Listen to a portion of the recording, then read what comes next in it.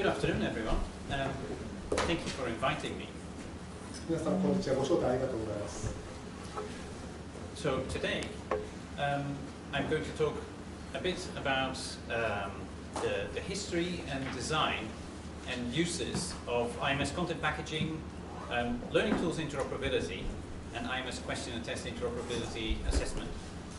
今日は IMS のコンテントパッケージ、Learning Tools Interoperability、それから IMS Questions and Test Interoperability、その3つについて歴史と設計、あとどの辺に使われているかをお話しします。最後の QTI というのがテストのところです。So the way I'm going to go through my talk is to first say a little bit about CETIS, my organization, and myself. Then we'll deal with IMS Content Packaging.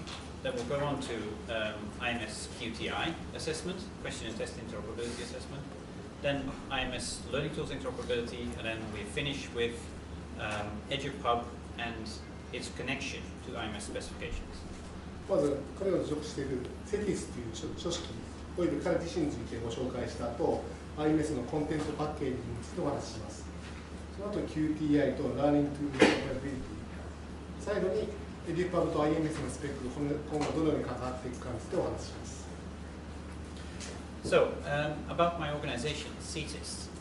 We started as the UK IMS Centre, and we were funded by JISC, which I think is comparable to AXIS. It's a national organization for information technology for universities and colleges.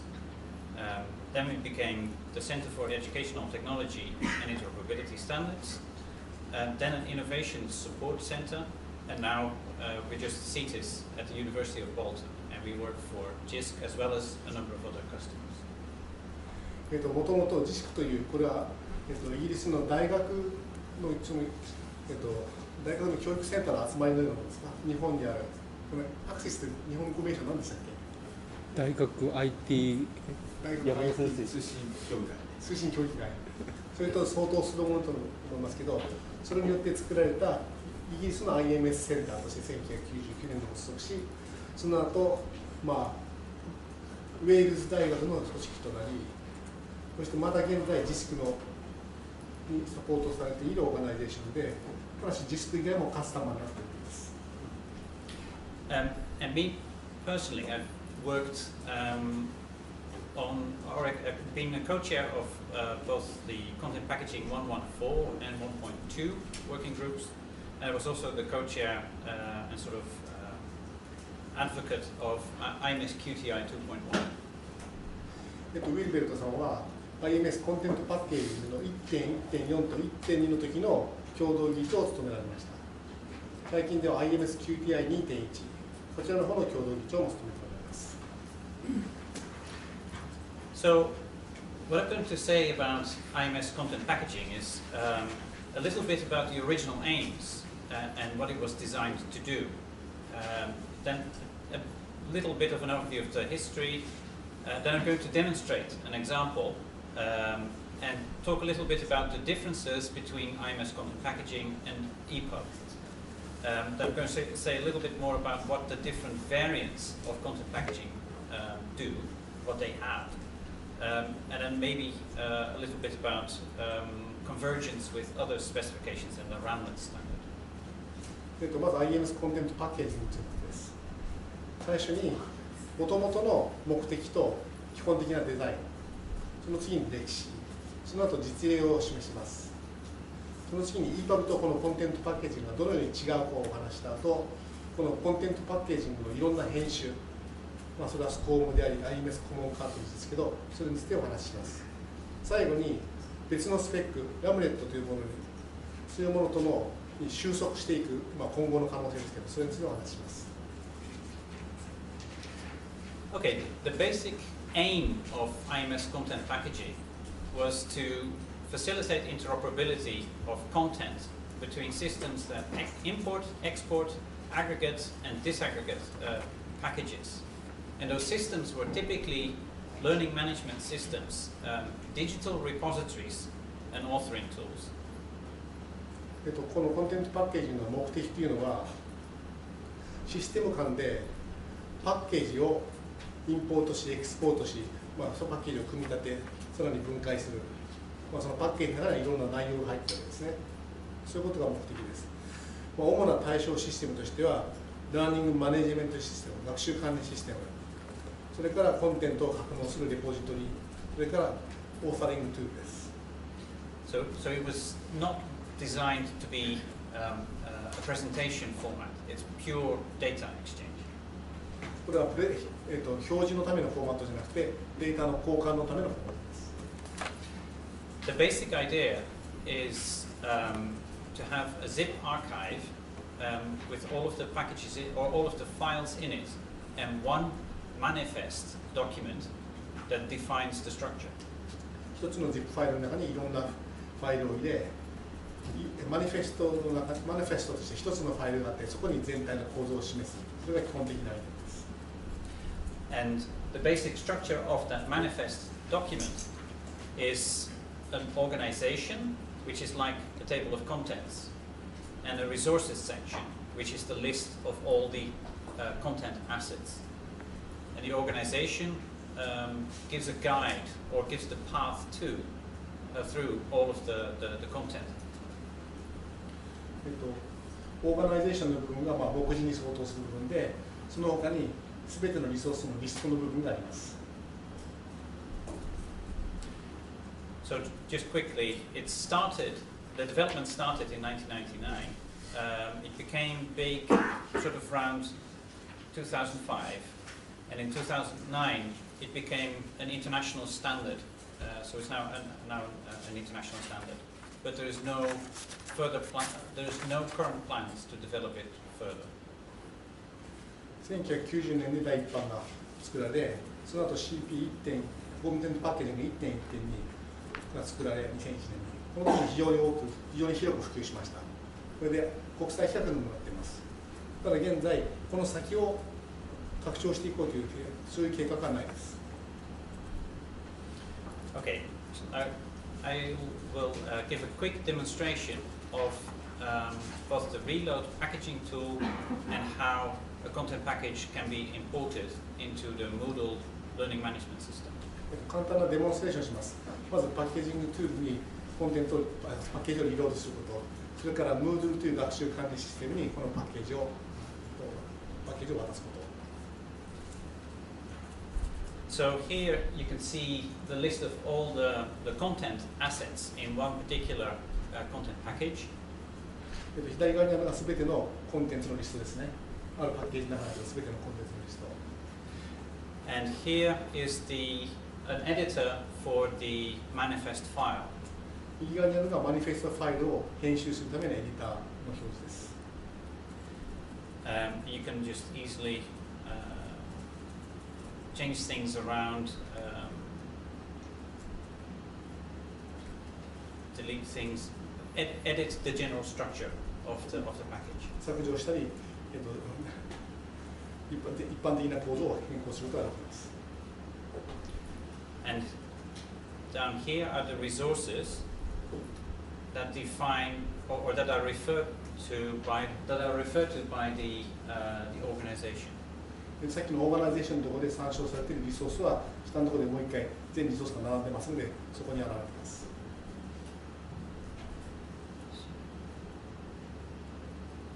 I'm going to save it now. 今セーブしました。Turn it into a zip file. ZIP ファイルに変換します。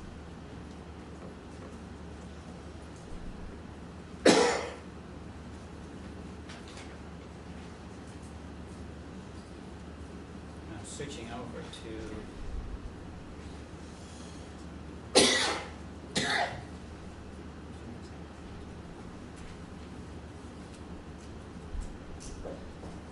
so this is the Moodle LMS. これは Moodle という学習管理システムです。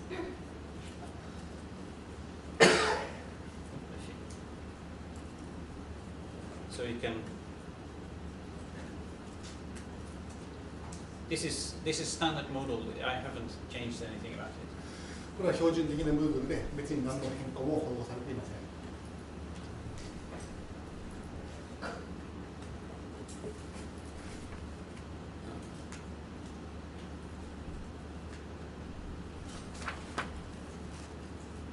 すみません。Need to log in again. ログインが必要になるです。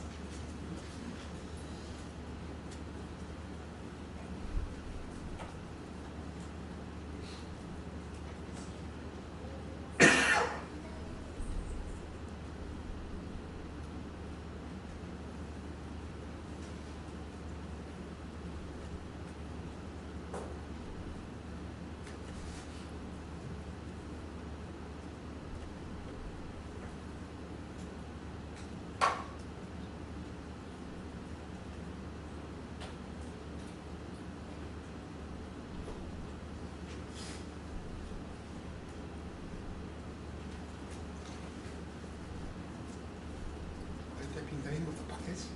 Pardon? Typing the name of the package? Yes, so this is how it will be presented to the students. 生徒にこのパッケージはどんなものですかって表示するためのテキストを今入れています。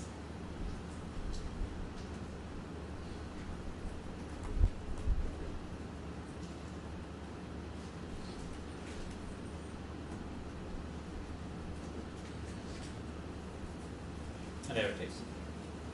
自動で Yes, this パッケージを今落としたところです。this one doesn't have any content in it. It's just the structure. この例には別に何もコンテンツは入ってなくて、単に構造しかありません。But this is what content packaging adds is just the organization of how how it is displayed and how you can navigate through it. コンテンツパッケージは単にこういうふうなオーガナイゼーションです。全体の構造を示す、それを交換できるというそういうものです。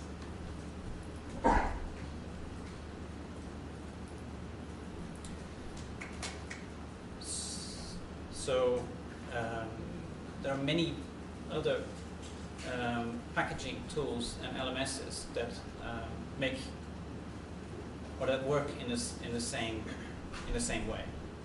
他にもいっぱいいろんなツールが同じように今お見せしたようなことができます。So the main differences of content packaging with EPUB then are first of all that it supports more than one organization. So it is possible to give several different content package or several different organizations and even structure the organization in a completely new way. EPUB との違いですけど、このコンテンツパッケージングは一つ以上の目次を持たせることができます。別の階層構造ですね。Another difference is that content packaging allows any sort of content to be aggregated. So it can be Flash files, Word documents, PDF, QTI, anything. It doesn't have to be HTML. EPUB とは違ってどんなコンテンツでも入ります。EPUB の場合は、正確に補足するとコアメディアタイプに入っているものでなければフォールバックをさらにつけないといけないというような制約があるんですけど、IMS コンテンツパッケージにはそのような制約がなくて何でも入ります。Another difference is of course that almost all learning management systems will have one form of content packaging or another. もう一つの違いとして、ほとんどの学習管理システムがコンテンツパッケージングをサポートしています。このコンテンツパッケージの編集をサポートすることもありますけど。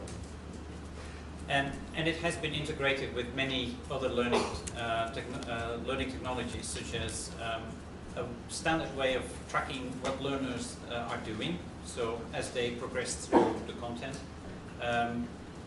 IMS also has the ePortfolio specification, which collects the content created by students themselves. There's the learning design specification, which allows people to make lesson plans, executable lesson plans, and then there's QTI itself. このコンテンツパッケージングはいろんな学習技術に使われています。ラーナーアクティビティトラッキング、これは学習者がどんなことをしているかをトラッキングするための IMS の仕様です。e ポートフォリオ、これは学習者が作るコンテンツをまとめることって言いますよね。ラーニングデザインはどういう学習をするかの目的のそれを指定するためのツールです。それをするのが QTI です。But as I said, it is what it is. There are no plans for further development. 最初に申しましたように、これはもうすでに完成していて、拡張しようという計画はありません。So probably the most widely known versions of content packaging or profile of content packaging are SCORM 1.2 and SCORM 2004.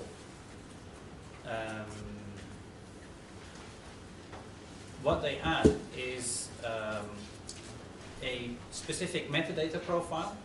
It adds also the CMI student activity tracking specification.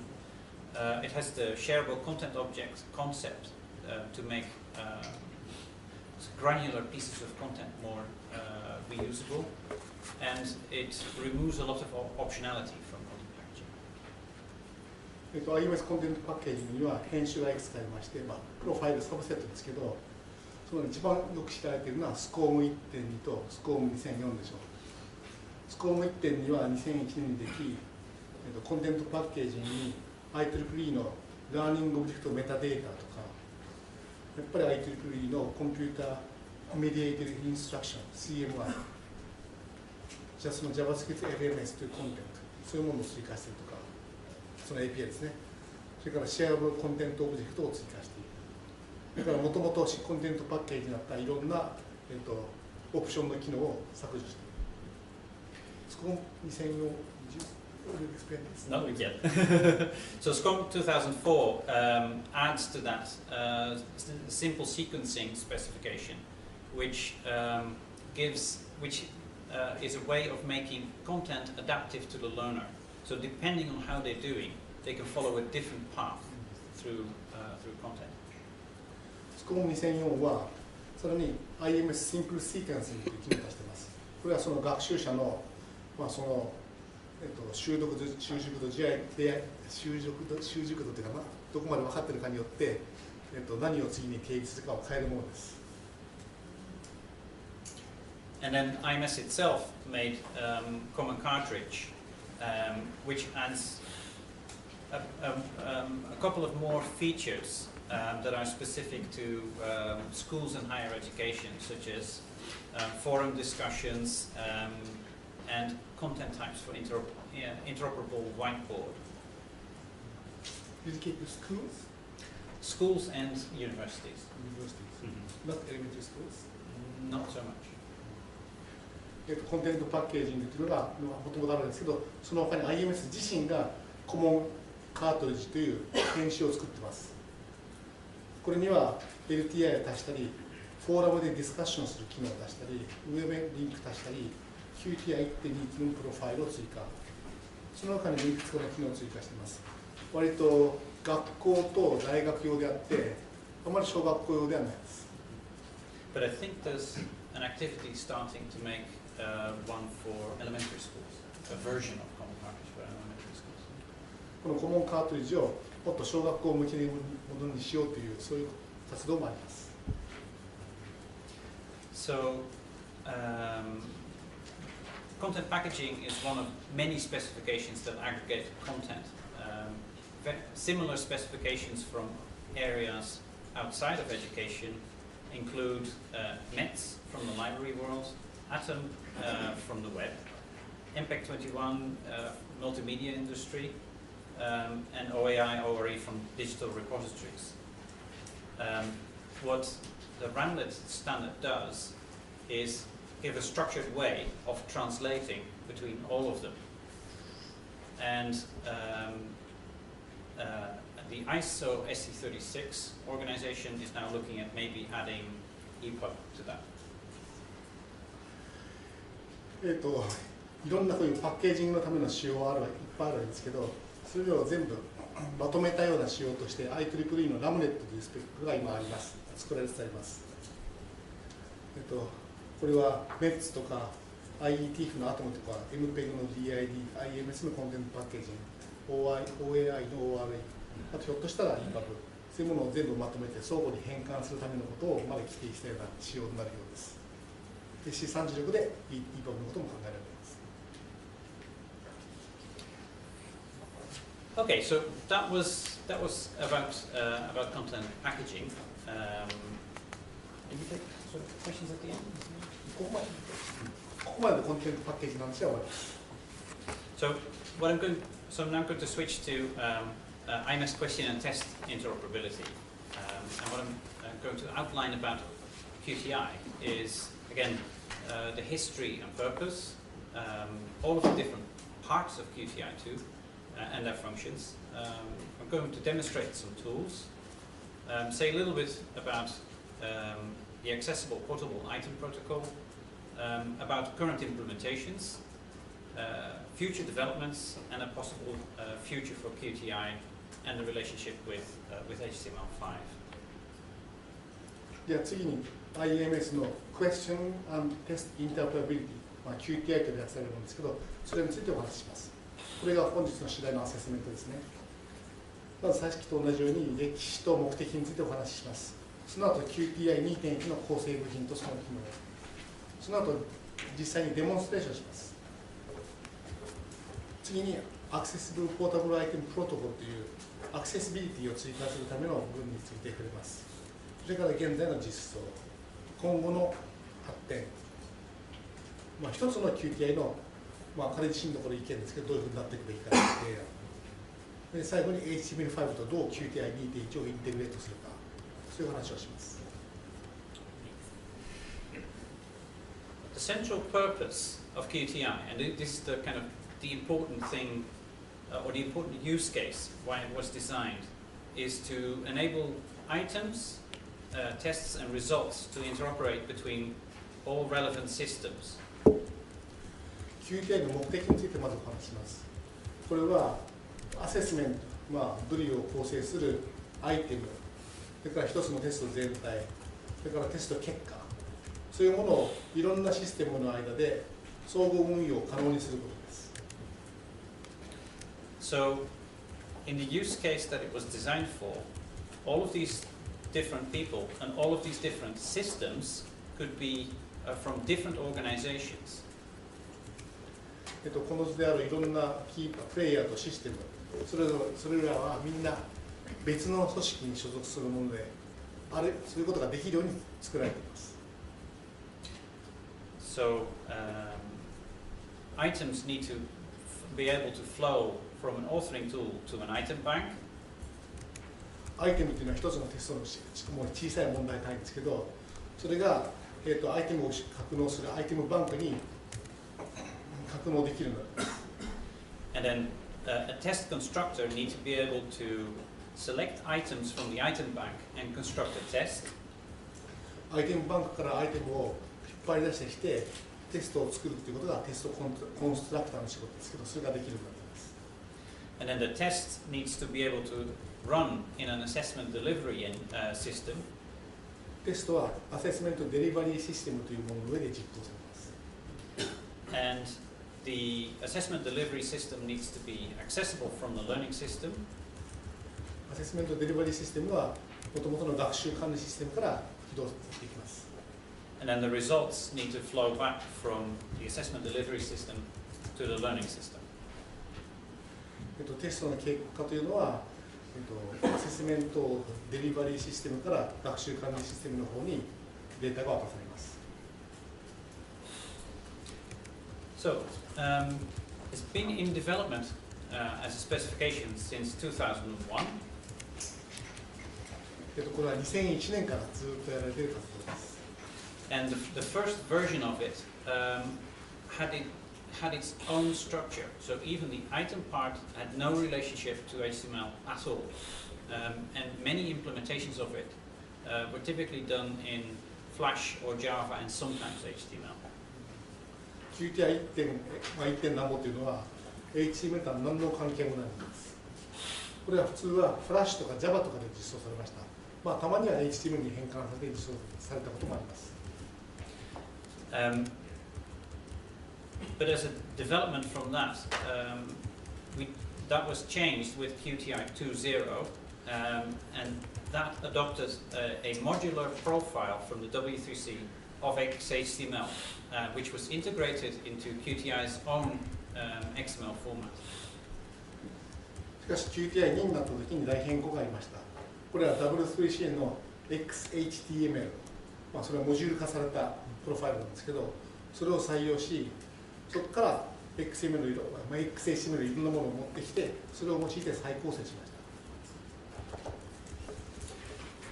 た。Now, the most well-known part of QTI is the item specification, and that is an XML format for the form and meaning of questions and the response processing that needs to be done to get from a candidate interaction to a final grade.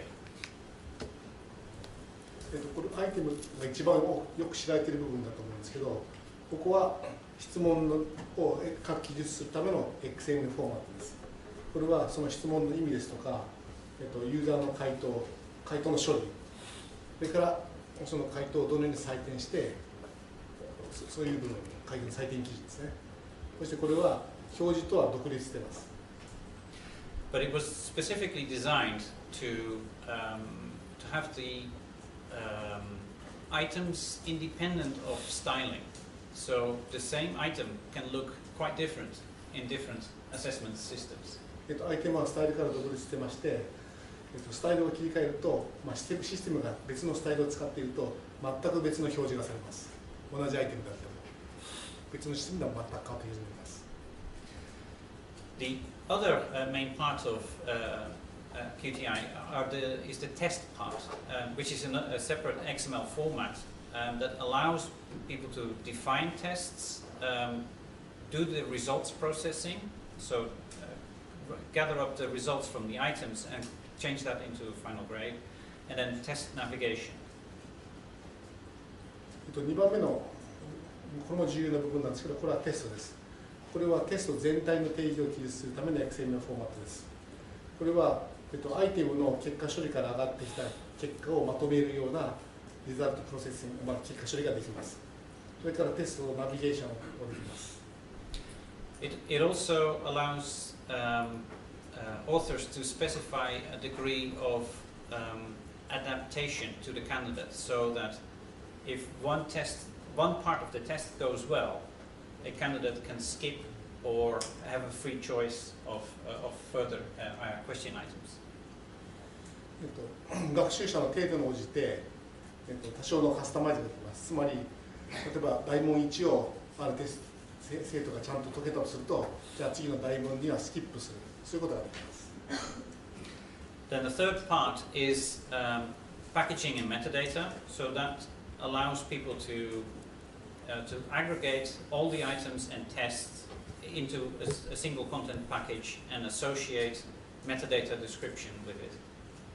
3番目がパッケージングとメタデータの部分です。これは QTI のアイテムとテストを全部まとめて IMS コンテンツパッケージングの中に入れる。それとメタデータをつける。その部分です。And then the final part of IMS QTI is a separate results XML format that reports on all of the details that an assessment system went through when a candidate did their test. So it reports how long it took, which particular answers were chosen, and so on. 最後のリザルトというのは結果のフォーマットですね。これはアセスメントをやった結果、どれぐらいの時間がかかって、どの問題を間違えたとか、そういうすべてのデータですね。これを記述するための XML フォーマットです。Okay, so what I'm going to do now is a tool demonstration. Actually, I'm going to show the BPS Onyx editor from a BPS company in Germany. まずツールのデモンストレーションします。これで BPS というドイツの会社の Onyx エディターをデモします。これは賞を取った QTI のエディターです。Not listed here, but what I'm also going to demonstrate is the UniCurate editor that was developed by Kingston University in England. UniCurate. UniCurate. Yes. UniCurate ってここに書いてませんけど、別のエディターのデモをします。これはイギリスのケンジントンユニバーシティ？ Kingston. キングストン。キングストン大学で作られたエディターです。And then finally, I shall show the item that I'll create in QTI Works, which is the QTI 2.1 reference implementation. The JQTI engine that QTI Works is built on is used in many other QTI implementations as well. 次に QTI の、参照実装、一番基準となっている実装である QTI Works をデモします。これは JQTI というエンジンに基づいてできています。このエンジンは他のいろんな QTI 実装でも使われています。Okay, so I'm going to switch over to UniCurate. Let's try from the start.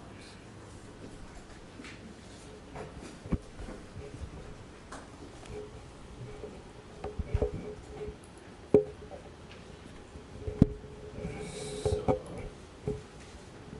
UniCurate was funded by JISC. UniCurate is available online. You can just go to it and try it out. UniCurate というのは JISC というそのイギリスの大学の教育センターの団体によって作られています。これはウェブで公開されています。誰でも使えます。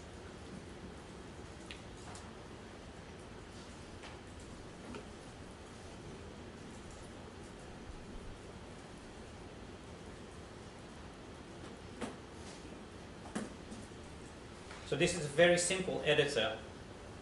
これはとても単純なエディターです。It basically allows you to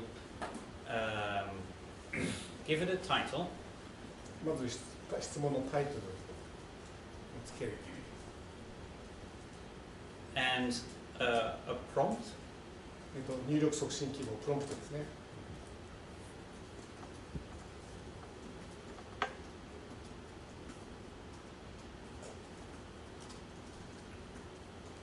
日本の人はどこか。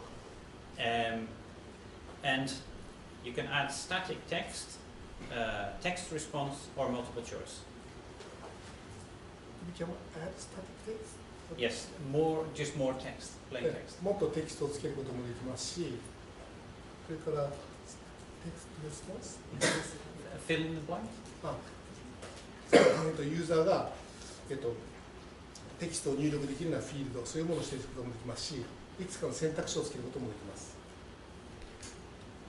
これは、fill in the blank. No, this is for multiple choice. Multiple choice. Yeah. いくつかの候補の中の選択です。東京、長野、札幌。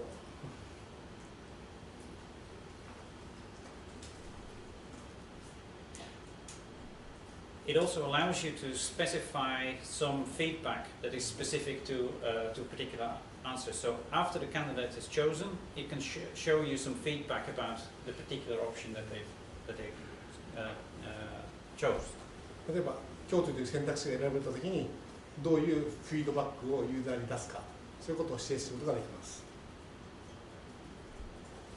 これは昔は首都でしたが、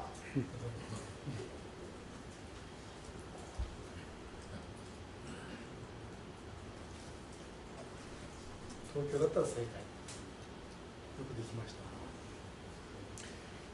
た。Here you can specify how much you choose to award for a particular answer. これは点数ですね。この選択肢を選んだら何点。And here you specify how many choices the candidate has. So in this case, just one. 何回間違えられるか。これは1回も間違えちゃいけない。And this is to let the system randomize the options. So every single time it is instantiated, it gets randomized. いくつかの項目のリストが出るわけですけど、それをどんな順番で出すか。この選択肢だと毎回出る順が変わると。So now I'm just going to save the question. この質問をセーブします。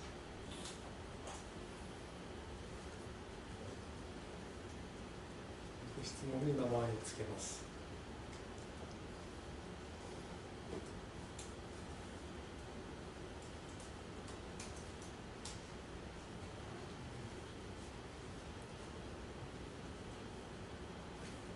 So broadly, this is what it now looks like in XML. これが今の質問の XML の内部表現です。So it's the response declarations to deal with the variables of the candidate, or what the variables that the candidate manipulates, so the choices. 今選択肢がありましたけど、そこがそのユーザーが設定できる変数になります。The outcome declaration deals with the variables that get finally reported, so the grade.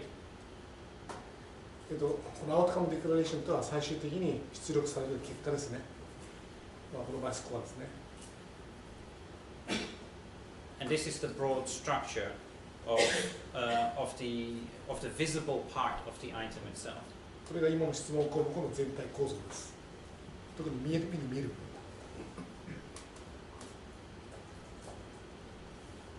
So what I'm going to do next is switch over to the Onyx editor. 次のお見せするのは Onyx エディターです。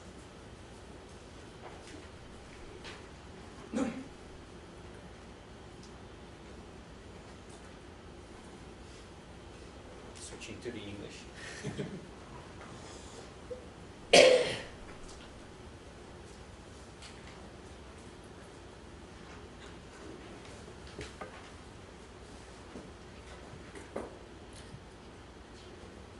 Now, Onyx is a complete suite, so it does item authoring, test authoring, test playback, and test results analytics.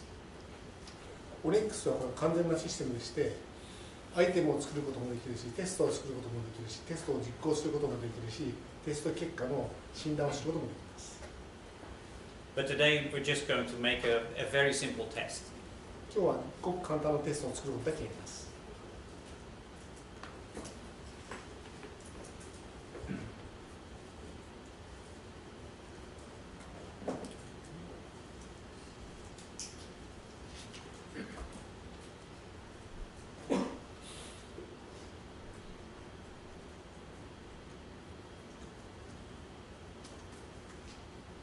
日本についてのテスト。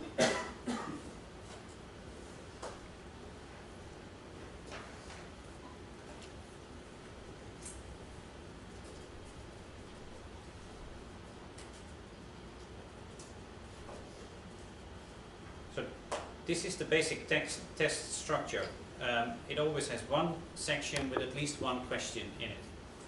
これがテストの全体構造です。最低でも一つのセクションとその中に一つの質問が必要です。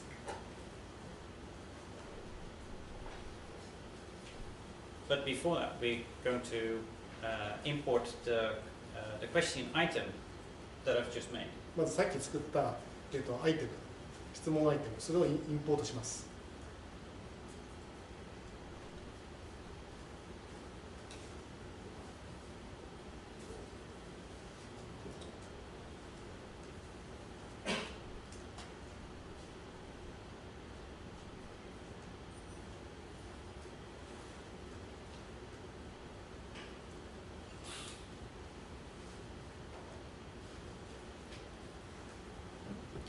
So in this case, I'm just making use of the test editing facilities of Onyx, but it can also make items itself. 今 Onyx のテストを作る機能をお見せしてますけれど、Onyx は質問項目を作ることもできます。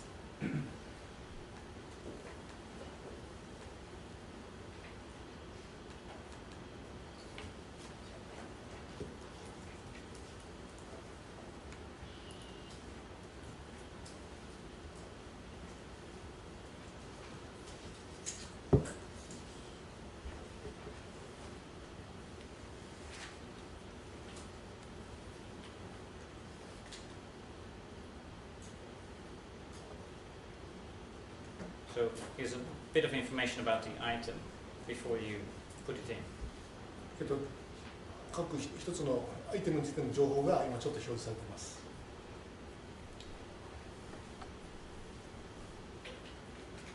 それを見てどこに突っ込むかを決めます。So now it's been added to the test.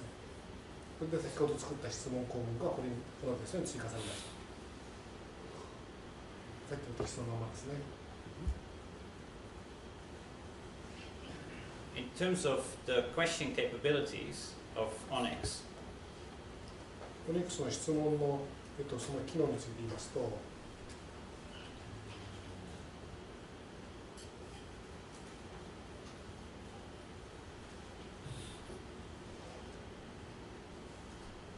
these are all the different interactions that it is capable of. So from choice to match, matrix, order interactions, quite a lot more than UniCurate can do.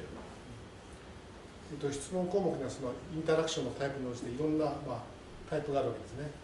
先ほどの、UniCurate かちょっと名前忘れましたけど、あのツールでサポートしている対話機能よりもこちらの方がいろんな対話機能をサポートしています。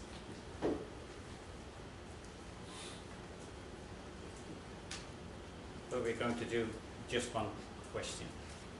でも今、簡単な質問だけあります。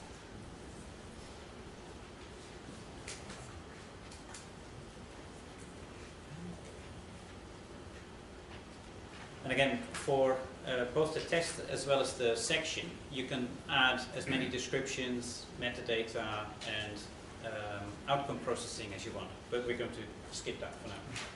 テストやセクションでいろんなメタデータをつけることもできますし、結果の処理、そのロジックをいろいろ組み込むこともできますけど、今日はそういうことは一切しません。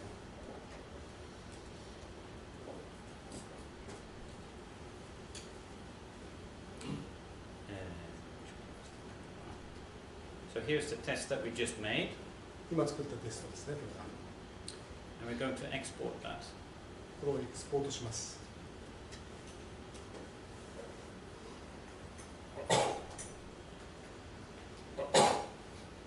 And it's right here. 今ここに出てきました。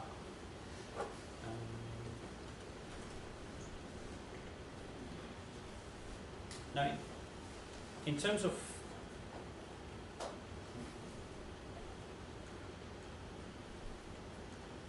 what it looks like, it is a content packaging effectively like any other. これはできたのが結局コンテンツパッケージなんですね。それはテストをどんな順で含んでも構いません。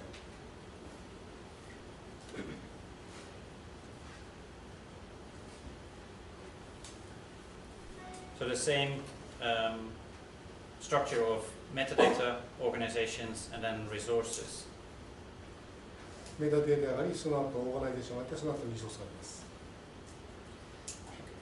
So let's import this package into QTI Works. ではこの作ったパッケージを QTI Works というものにインポートします。So just as with UniCurate, UniCurate と同じように、this was also developed by a series of JISC projects, and it's also freely available online. これもJISCのプロジェクトです。そしてこの結果、これも、無料で誰でも利用できます。So QTI examples has a list of basically all the interaction types and all the functionality of QTI. But now we're just going to do a quick upload and run of the package that we just made. いろんな機能があるんですけど、ここでは単にさっきのパッケージをロードして、それで実際にテストを実行する、それだけやります。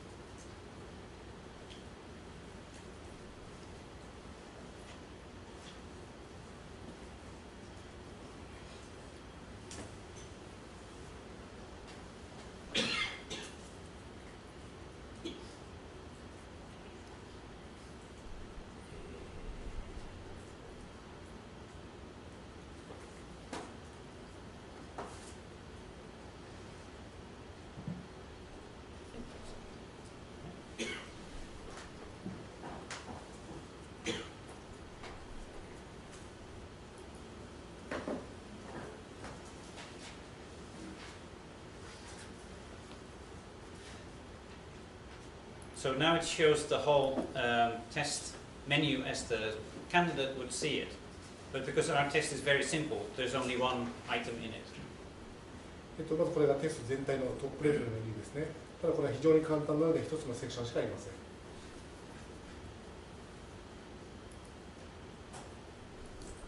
And here it is.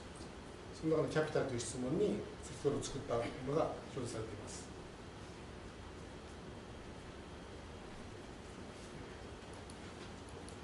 This has been set up in such a way that it doesn't provide much feedback. But how exactly a test is delivered can be customized for every time that it is run.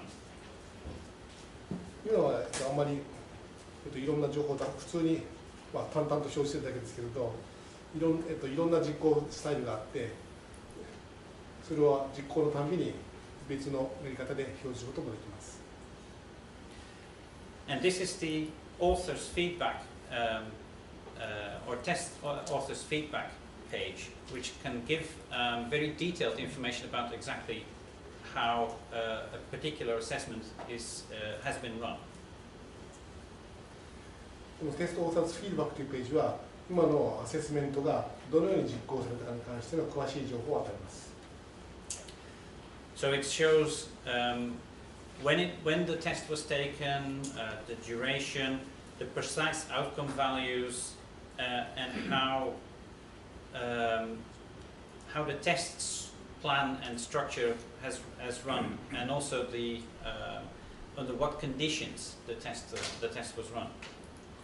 いつ実行されて、これで、どのセクションがどんなプランで実行されたか、それから最終結果、テスト結果ですね。And all of that information is available in the QTI result XML format. すべての結果は QTI のリザルトという XML フォーマットによって表現されています。So, well, we're not going to do that today, but Onyx has the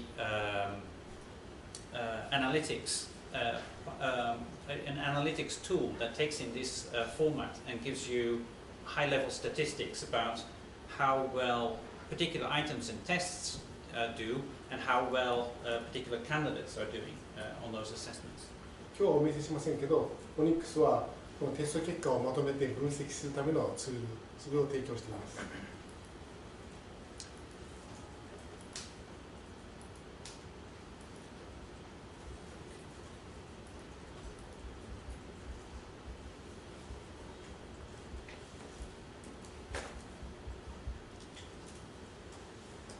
So we're just going to go out of the test now. 今テストを終了します。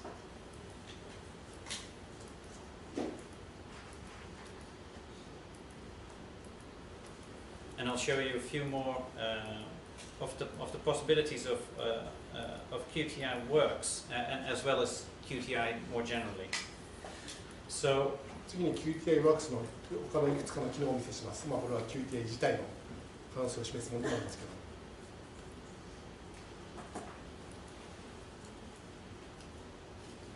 This gives a pretty full list of all of the different interaction types that are possible with QTI. これは QTI に可能ないろんな対話操作、そのすべての網羅的なリストですね。I mean, so it goes from things like adaptation through an item to different types of feedback, graphic association, or a slider like this one. アダプテーションは人によってテストの内容を再構成する、アクセシビリティを考えて直す、別の提示をする、それから何ですか。So this is a これスライダーのでもですね、スライダーのインタラクションタイプ。Again, because this is just the way that QTI works implements it. Other ones will have very different looking sliders. この QTI ワークスがこういうふうな画面を出しているだけであって、他のツールは別の画面を出すかもしれません。このスライダーがこういうふうに表示されているのはあくまで QTI ワークスがこうなっているかというだけです。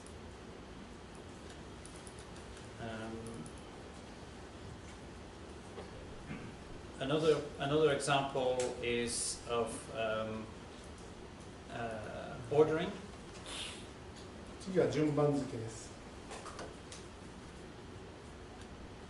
So here the candidate needs to drag some options into an order. 生徒はいくつかの候補の語群を適切な順番に並べ替えます。 Now what this one demonstrates is also partial scoring, so that that there is many different grades that you can get for different orders in this particular case. 今のやつは部分点ももらえます。そのための機能も組み込まれています。 So in this case, I got it completely wrong. 今のやつは全部完全に間違って0点でした。 But for the score, we could have had any value from 0 to 3, depending on how well I'm doing. So I'm doing really badly here. That's okay. 0点から3点の間でちゃんと部分点がもらえるようになって今たまたまから0点を取っただけです。 Now one other important one, and that is to my extent, to my way of thinking, one of the key characteristics of QTI is the use of templates. 彼の意見では QTI の非常に重要なこととしてテンプレートの利用があります。 So for this particular simple question, it just is structured in the sense of make travels at a certain speed, and how far does he travel in 3 hours? In this case, it's a bus, so 3 times 50, 150 kilometers. この場合バスでバスが3時間でどれだけ進めるか、それで時速50キロで150キロ。 But if I reinitialize, so if I rerun the whole item, リイニシャライズ、再構成をすると、yes.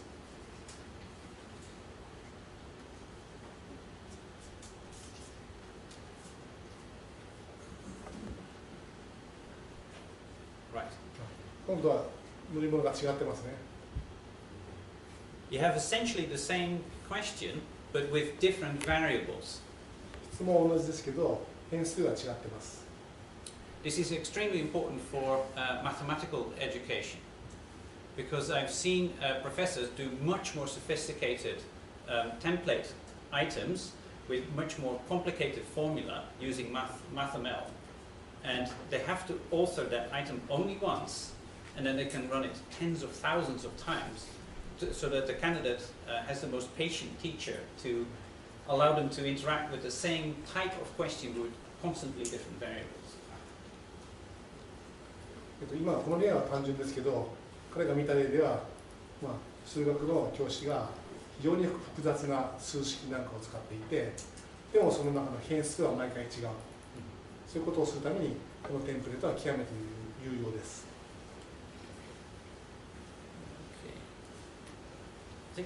Time for a break? ではここで休憩にしたいと思います。何分間休憩ですか？